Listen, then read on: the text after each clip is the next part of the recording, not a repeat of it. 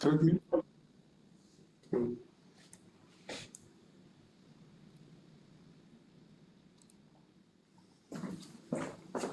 Oh no, we're live.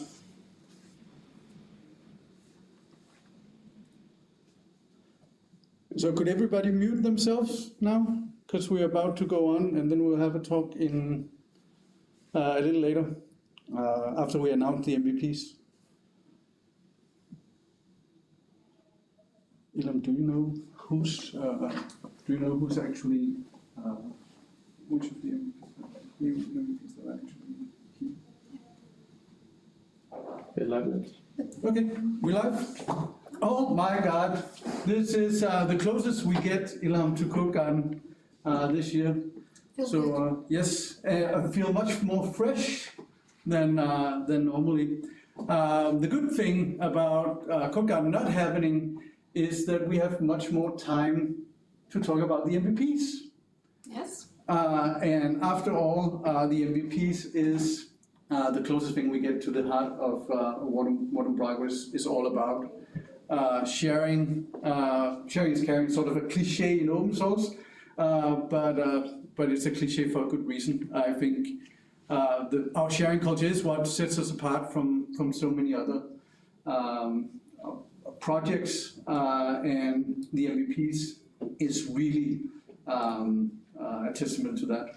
So in this stream, we're going to celebrate, well, basically the very heart of the Umbraco community and our MVPs. So the MVPs in Umbraco stands for Most Valuable People or Person. In some other cases, it's professional, but in Umbraco, we like to honor that it's actually about the humans and not necessarily their professional alter ego of who they are. But that's one thing about the MVPs. But Ilham, how do you actually become an Umbraco MVP? The interesting thing is that this year we changed up a little bit the program. We opened it up for everybody in the community to actually nominate someone, which is a really great help for us, but also it highlights the aspect that it's all about the community and people that believe in you. But we highly encouraged also people to apply and submit an application and shout out about the work that they are doing, because they are the best ones to know. And we were really happy to see 163 submissions in total, with 70 nominations for new names that we haven't selected before, and 93 nominations. And all this actually it was for 31 new MVPs and 36 renewed MVPs. So that was the new thing that we did this year, and it helped us a lot as I would say as the program manager, yeah. HQ being the program manager, but also to get an idea of what's out there and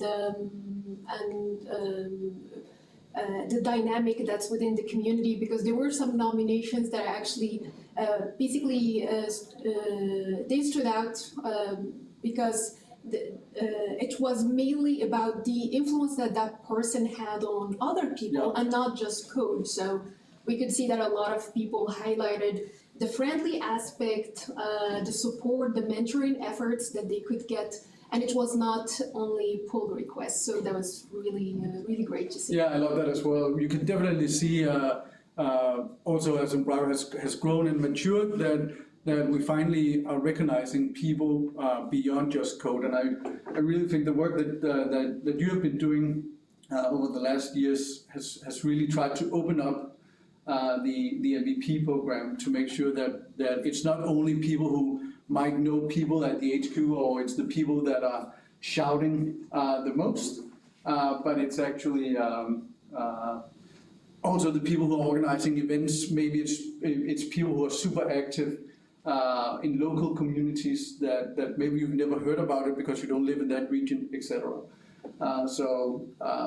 Yeah, it's fantastic. I wish I wish we had Code Garden and no virus, so people could get the recognition from the 700 people in the room, and we could hug them and give them the nice statues. And Nils, actually talking of that, I think I will need to keep my distance. So I will leave you to take it from here,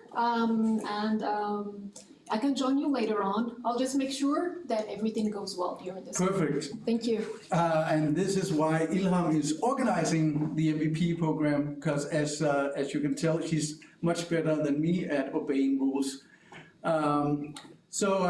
Without further ado, I think it's time to announce this year's MVPs, and let's just get on with the first one, which is Alan. One of the cool things that we've actually done this year with the MVPs, and because this is not Code Garden, so it doesn't have to be rushed, is we actually have time to talk about why. And what's cool about people nominating people is that they can actually give a nomination. So I'm going to read out the nomination for each of these fantastic people. So for Alan, Alan is a great member of the Umbraco community. You should see him at meetups. He seems to know everyone, know all of the packages they have produced, and give them excellent feedback and insights. He's such a great member of the Umbraco community. He really wants Umbraco to succeed. He started the Umbraco Island meetup. He's an advocate for data privacy, and he tries to help the Umbraco community to understand it. Alan has been a one-man community army in Ireland. The last year, he has really stepped up, making a big influence in getting Umbraco awareness in Ireland. So, Alan, this one is for you, and it's on its way to Ireland. Now let's get the next one, which is Sherry.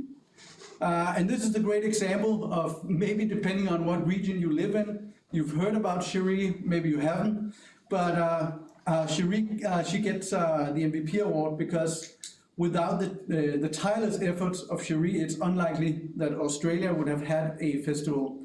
Since the first UDOF, Umbraco Down Under Festival, she's been instrumental in executing the massive work organizing an event of this scale requires. In the process, she and the rest of the team has put the community over themselves and are moving the event away from their hometown and to Sydney to increase the reach and get even more people to come.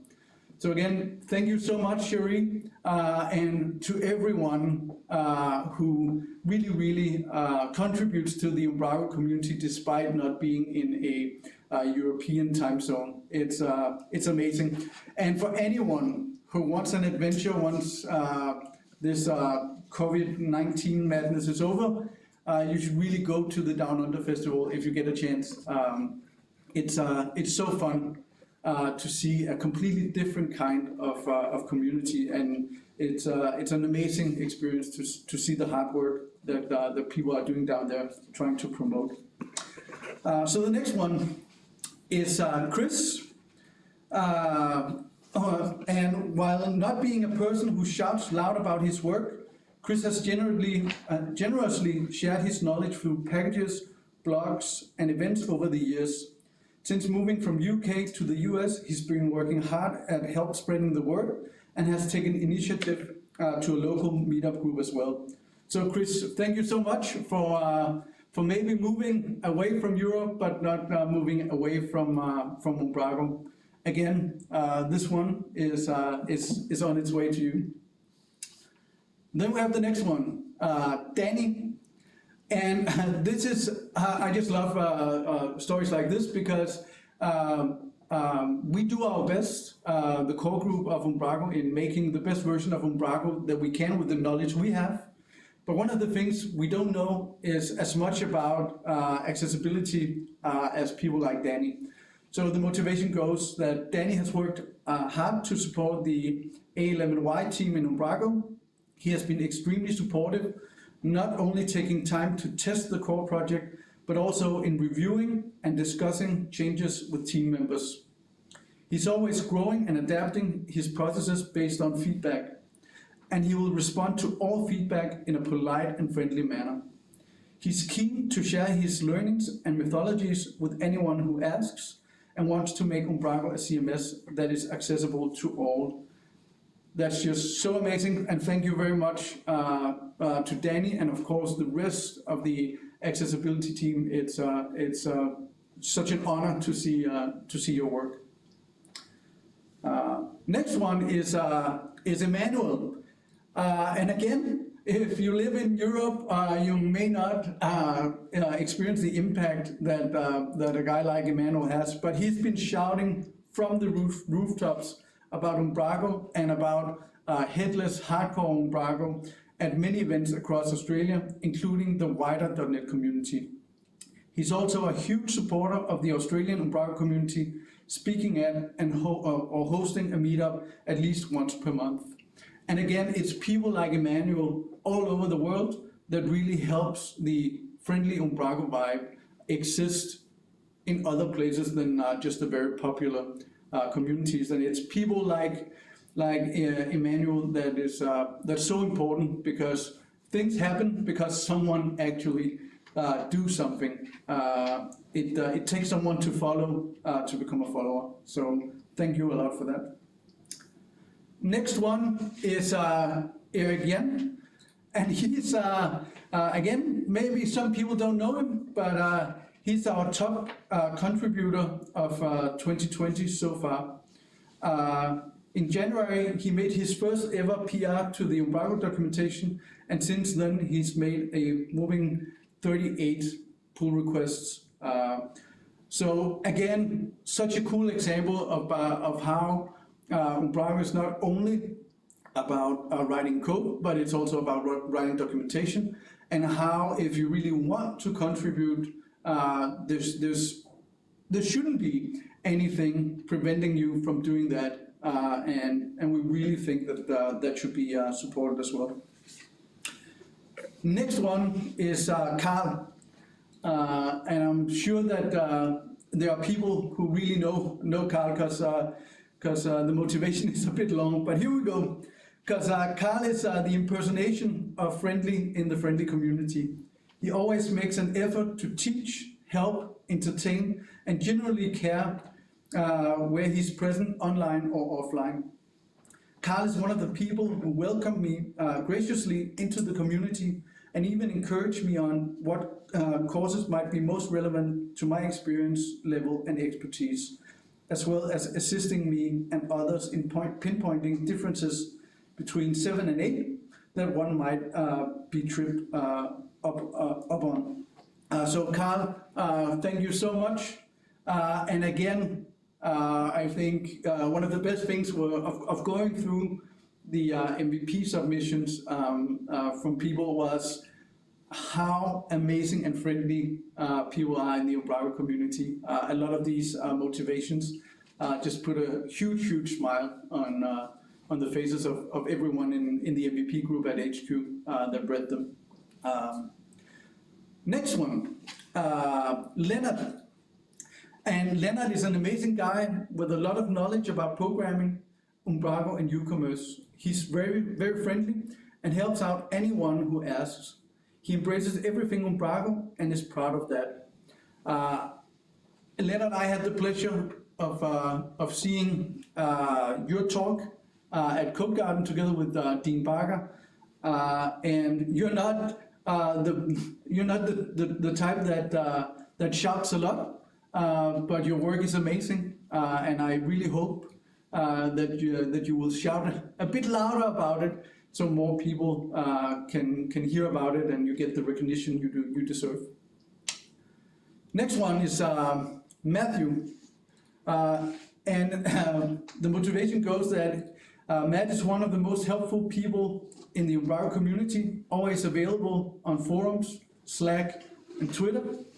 He's always super friendly, jolly, and happy to help, a true embodiment of the sharing values of the Umbraco community. He promotes the work of others and helps people to consider the best solutions available, including packages to solve a problem. I hope, Matt, that you're not always available, and remember to take the time to breathe as well. I remember the early years of of Umbraco. Helping others can definitely be a drug, but it's also important to take care of yourself. But no doubt from the number of nominations that you have a huge impact on people. Next one is Martijn. I hope I pronounced that correctly. Martijn has been using Umbraco since the early days and quite passionate about it. Quite passionate. If it had been an American nomination, it would have been unbelievably incredible, more passionate than ever, passionate about it. More passionate than anyone else who's passionate. It's the impersonation of passion. Anyway, his involvement in the Dutch Umbraco user group has no limits and contributed to the growing Duch festival. He even made sure to involve his family. Martijn, thank you so much.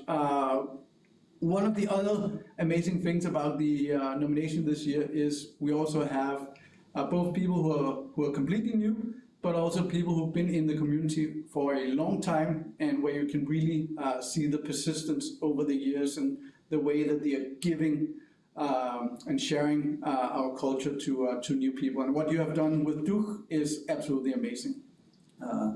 I've had the pleasure of going to the Dutch festival a few times, and it's one of the most well-organized events. It's incredible.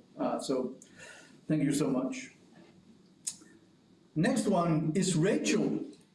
And Rachel is a wonderful, friendly, easy to talk to developer who's been monumentally helpful to myself and the rest of the accessibility team.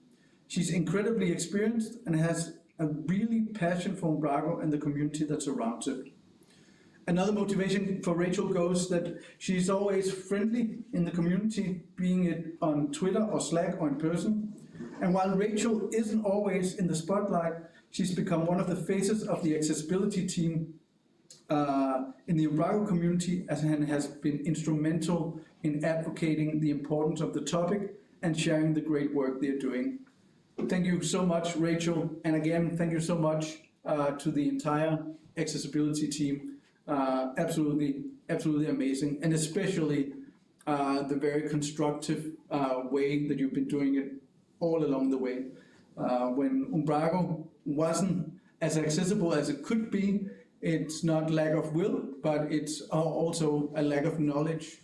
And it's people like you and the rest of the accessibility team that moves Umbraco forward, because you're doing what you're talking about, and you're doing it in such a friendly and wonderful manner, and all of us learn so much along the way. So thank you very much. And here's the next one. It's Robert. And again, we're going down under.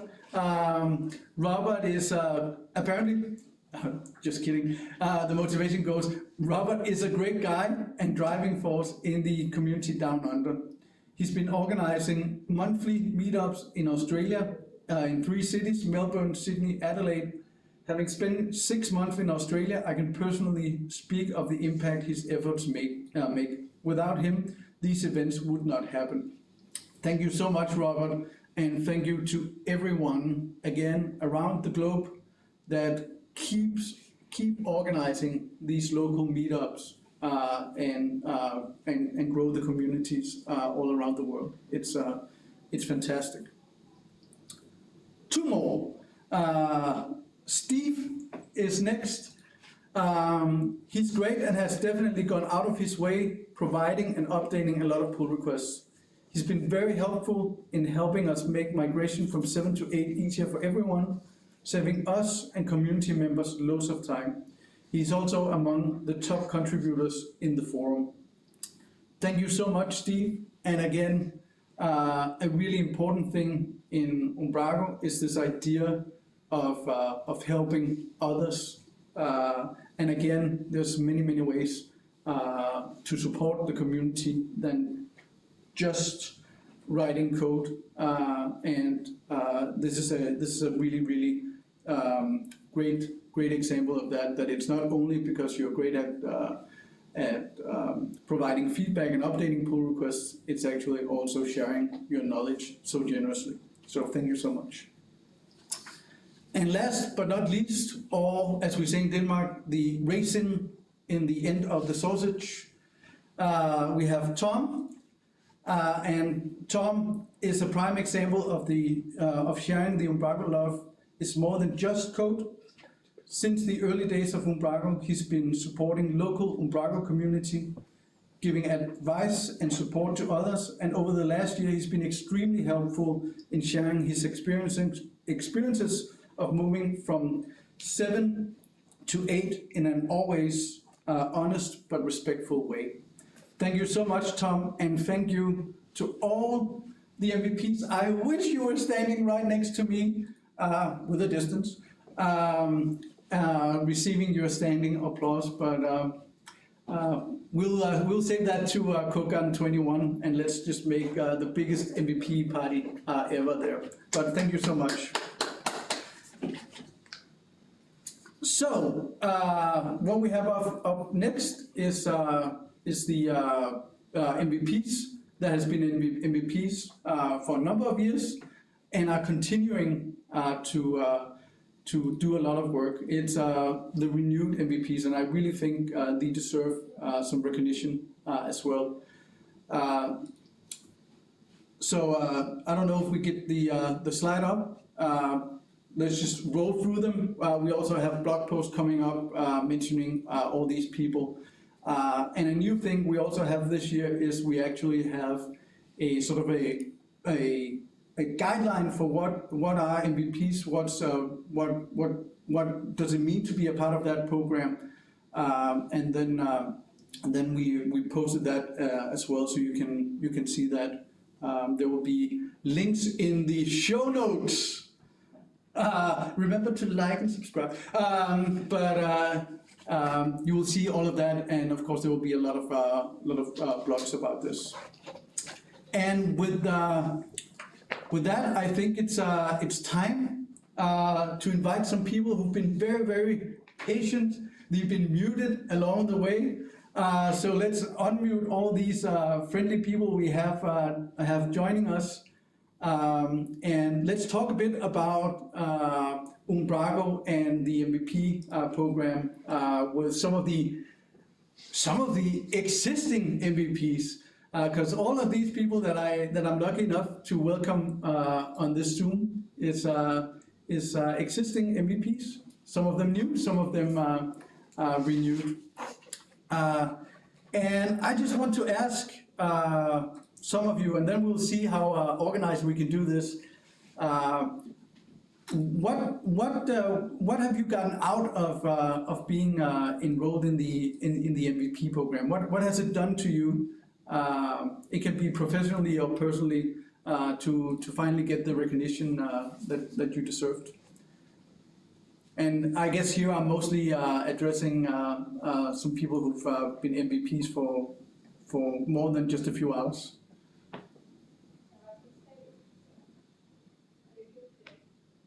And nobody wants to be first, so we'll skip number 1, and then I'll go straight to Emma, and maybe you can talk.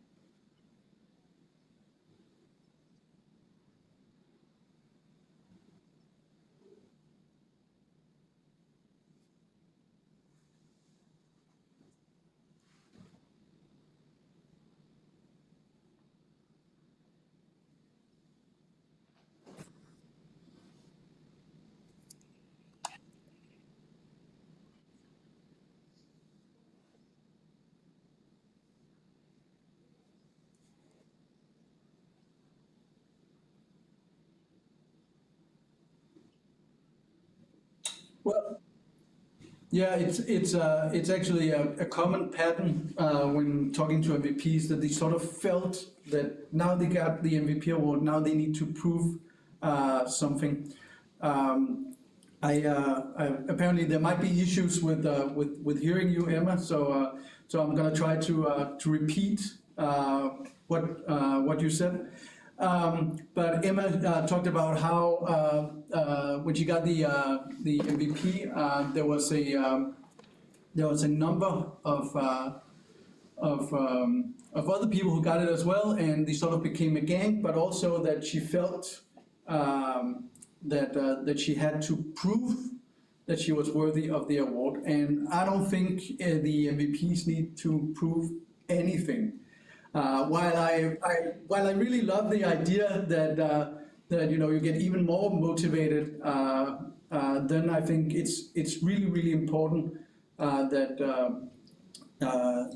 you get the MVP for being who you are and for what you've done, and that's enough. So thank you, Emma, and again, thank you for all the work you've done.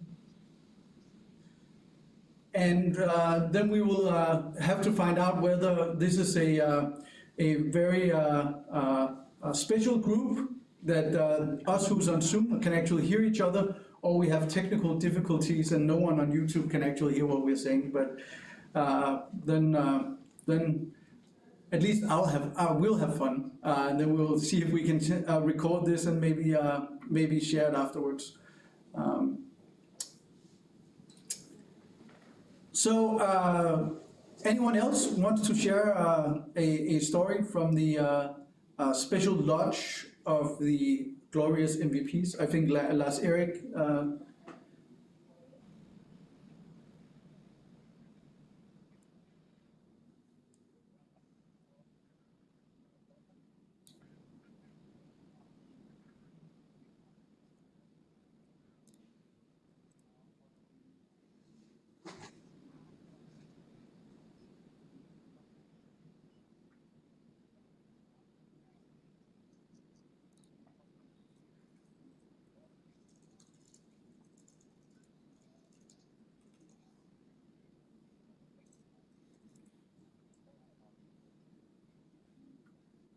Sweet, and to any American viewers, I hope that you can't hear what Lars Erik said, because then we would have to record beep sounds. But no, Lars Erik said very wonderfully how that being becoming an MVP and meeting other community people really made a difference in the way that you actually learn a lot on a personal level in how you behave. I wish we could continue. Apparently we have technical difficulties and no one can hear us, so I think that's a shame. Let's see if we can reschedule something in the coming weeks where we can have a chat about what it's like being an MVP. I think it's maybe a bit boring to watch me ask a question and then a couple of minutes silence while I'm looking very interested. I'm so sorry about that, and sorry to the MVPs for this, but I hope you will be very friendly to me and come on another cast, because I actually think it's your stories that are the most interesting thing with this. So with that, there's nothing more to do than saying thank you for watching. Big thank you to all the MVPs. If you ever meet them and you're required, or not required, that you are allowed to give them a big hug, give them an extra big hug this year. And then we'll be back in a few weeks with a follow-up. And next year, I promise, when Cook Garden 21 is happening, we'll have the MVPs from this year up on stage as well. So thank you very much, and I'll see you soon. Bye-bye.